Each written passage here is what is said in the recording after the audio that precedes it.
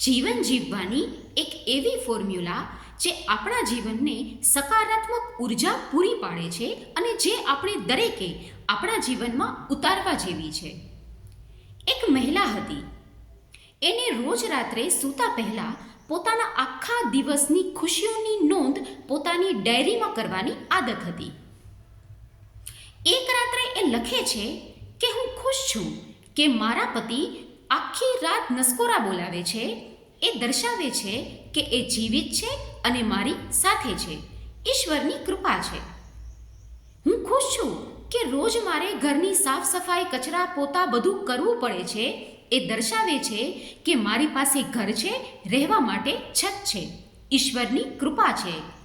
જેની પાસે પોતાનું ઘર નહીં હોતું હોય એને કેટલી મુસીબત થતી હશે. હું ખુશ છું કે દર મહિને વીજળી, પાણી, પેટ્રોલનું બિલ આવે છે. એ દર્શાવે છે કે મારી પાસે તમામ પ્રકારની સુખ સુવિધાઓ છે. ઈશ્વરની કૃપા છે. જેની પાસે સુવિધાઓ નહીં હોતી હોય એને કેટલી તકલીફ પડતી હશે. હું ખુશ છું કે દરેક તહેવારમાં મારું પાકીટ ખાલી થઈ જાય છે લોકો માટે ભેટ સોગાદો લેવા માટે.